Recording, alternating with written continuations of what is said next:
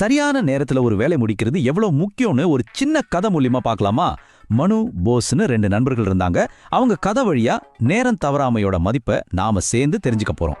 வாங்க கதைக்குள்ள போகலாம். இன்னும் 2 நிமிஷம் ப்ளீஸ். இந்த வார்த்தையை நம்ம எத்தனை பேர் சொல்லியிருப்போம்?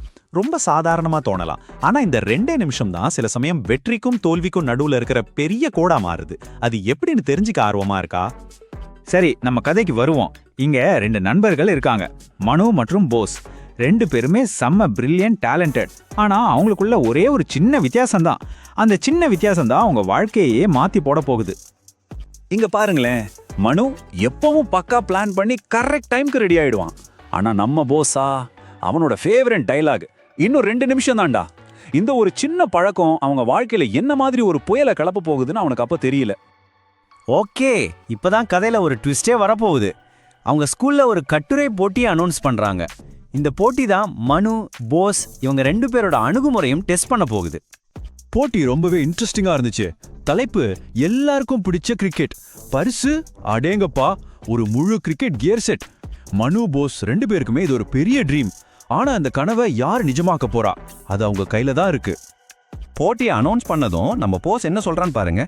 அடா, திங்கக்கிழமை தானே டெட்லைன், இன்னும் 5 நாள் இருக்கு, போல் ஆடாந்து டைம் இருக்கு. இது நம்ம பலரோட வாய்ஸ் மாதிரியே இருக்குல்ல, அப்புறம் பார்த்துக்கலான்னு தள்ளி போடுறது. ஆனா மனுவோட ரியாக்ஷன் வேற மாதிரி இருந்துச்சு. அவன் உடனே, இல்லடா நம்ம ஆர்டிகல்ஸ் எல்லாம் கலெக்ட் பண்ணணும், நாளைக்கே லைப்ரரிக்கு போலான்னு சொன்னான். பாத்தீங்களா வித்தியாசத்தை? ஒருத்தன் தள்ளி போடுறான், இன்னொருத்தன் அடுத்த வேலையை பார்க்கறான். சரி, போட்டி அறிவிச்சு 1 வாரம் நெருங்கிக்கிட்டு இருக்கு. இந்த 1 வாரத்துல மனு என்ன பண்ணா, போஸ் என்ன பண்ணான்னு பார்க்கலாம் வாங்க. அவங்களோட பாதைகள் எப்படி 2ஆ பிரிஞ்சதுன்னு இப்ப தெரியும். புதன்கிழமை போட்டி அறிவிப்பு வருது. வியாழன் மனு லைப்ரரியில இருக்கான். வெள்ளிக்கிழமையே அவன் கட்டுரையை முடிச்சு சப்மிட் பண்ணிட்டான்.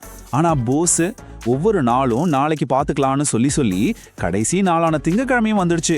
இப்போ என்ன பண்ணுவா? டென்ஷனா இருக்குல்ல? இப்போ நாம கதையோட கிளைமேக்ஸ்க்கு வந்துட்டோம். கடைசி நாள்.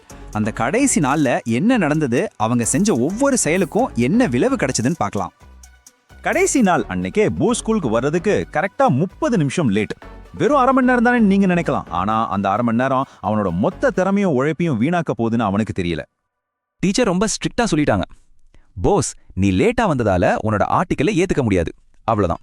போஸ் என்னென்னவோ காரணம் சொன்னான். ஆனா ரூல்ஸ்னா ரூல்ஸ் தான். ஆனா இங்க தான் ஒரு மனசை உடைக்கிற விஷயம் நடக்குது. டீச்சர் அடுத்து என்ன சொன்னாங்க தெரியுமா? ஆனா உண்மையை சொல்லணும்னா உன்னோட கட்டுரை மனுவோட கட்டுரையை விட ரொம்ப அருமையா இருந்துச்சு. யோசிச்சு பாருங்க, திறமை இருந்தும் ஜெயிக்க முடியல. ஒரு சின்ன தாமதம் எவ்வளவு பெரிய இழப்பை கொடுத்துருக்கு. சரி, இந்த கதையில இருந்து நாம என்ன கத்துக்கிட்டோம்? மனுவோட வெற்றி, போஸோட தோல்வி, இது நமக்கு என்ன சொல்லி கொடுக்குது?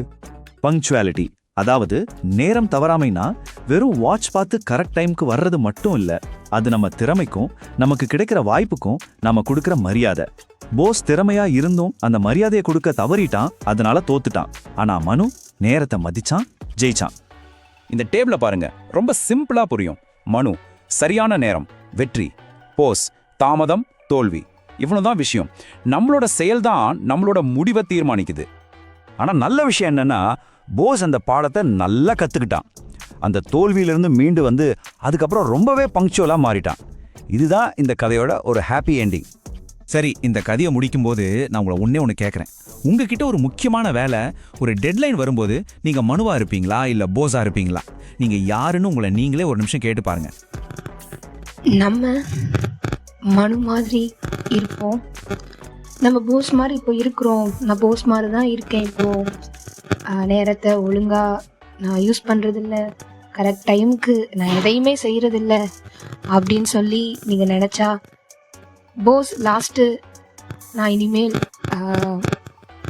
என்னுடைய வாழ்க்கையில் நான் எப்பயுமே கரெக்டாக இருப்பேன், நேரத்தை கரெக்டாக யூஸ் பண்ணுவேன், நேரம் தவறாமையை ஃபாலோ பண்ணுவேன்னு சொல்லி கடைசியாக போஸ் தீர்மானம் எடுத்தது போல் நீங்களும் தீர்மானம் எடுங்க.